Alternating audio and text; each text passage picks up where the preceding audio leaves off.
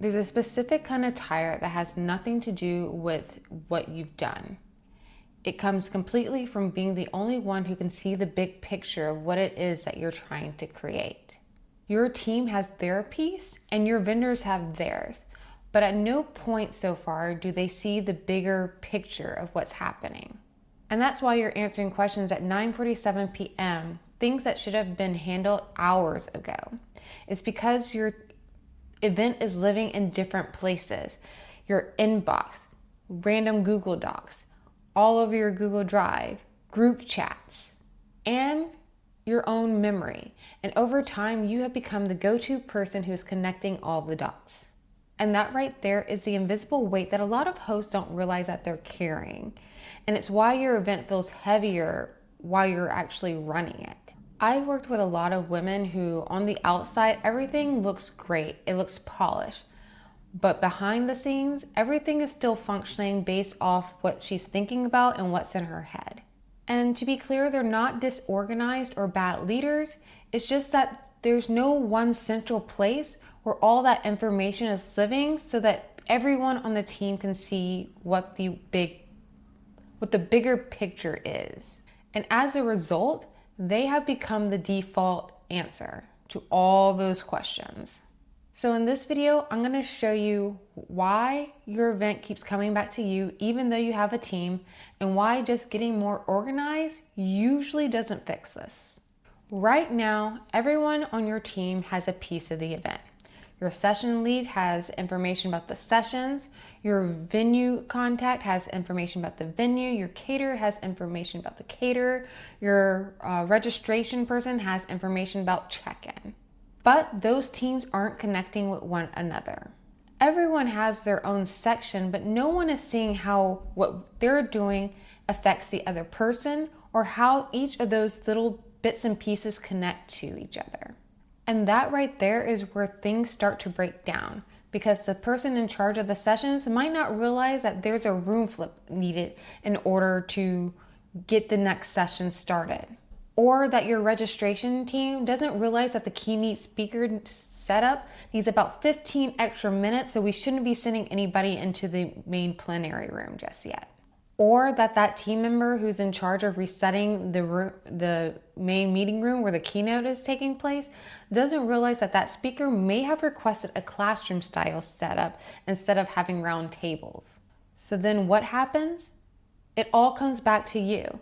And it's not that they're incapable, it's that they just don't see what's happening as a whole. And this is where a lot of hosts get stuck, because they know what's going on and they think it's just a communication issue. That maybe if they brief people better or they made their emails clear, that would stop the questions. But that's the surface level. The real issue is structural. Communication actually breaks down when there's no centralized area where the full picture is being held so that the team can see it. Think about the week before the event. You're sitting there writing emails to separate people. You're sending one to your caterer, you're sending one to the venue, you're sending emails to your AV team, to your speakers, and everyone who's involved. And you're manually distributing that information to one group at a time. And every time you do, you're having to mentally reconstruct the event in your head so that you can make sure that they're getting the right information. And that's exhausting. And that exhaustion isn't coming from the event itself.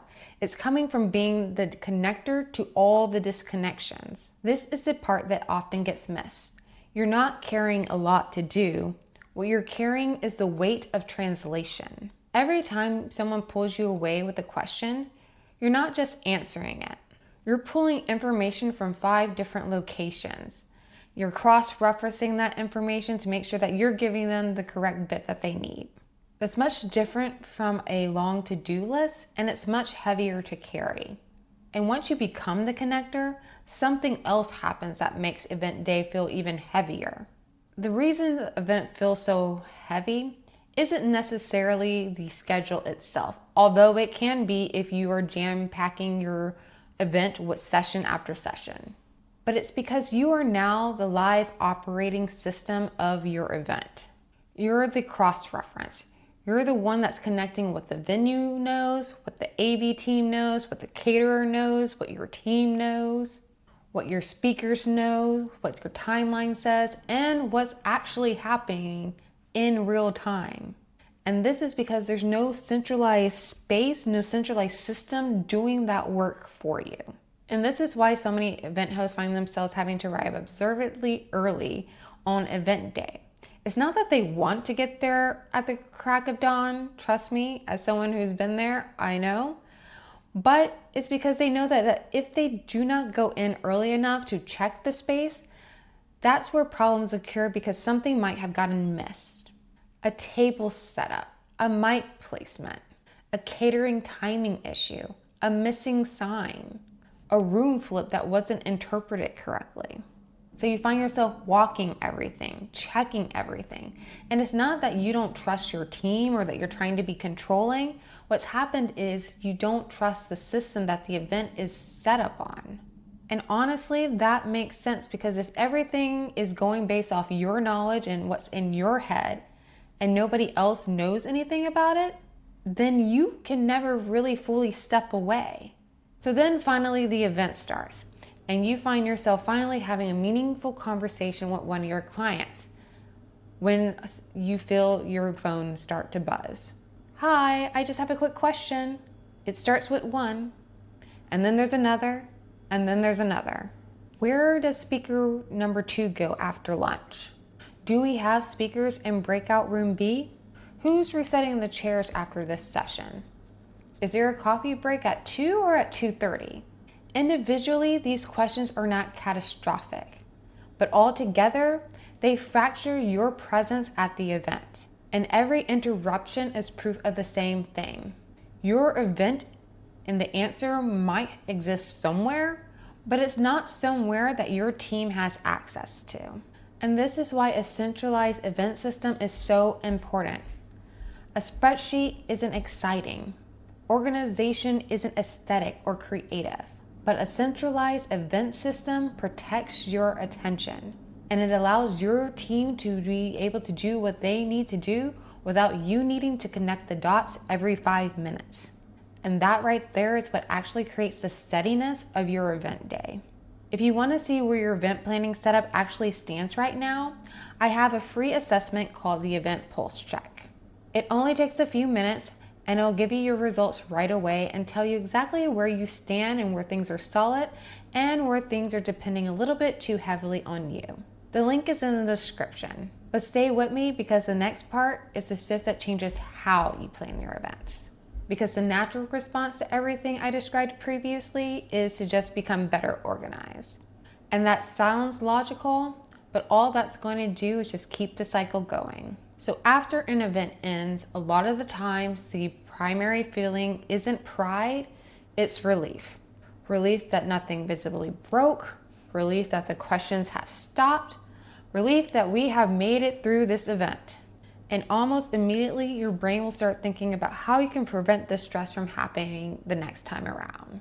You tell yourself, I need better folders, I need clearer timelines, I need to brief people earlier. I need to get my docs more systematic and organized. All reasonable instincts. But here's what actually matters.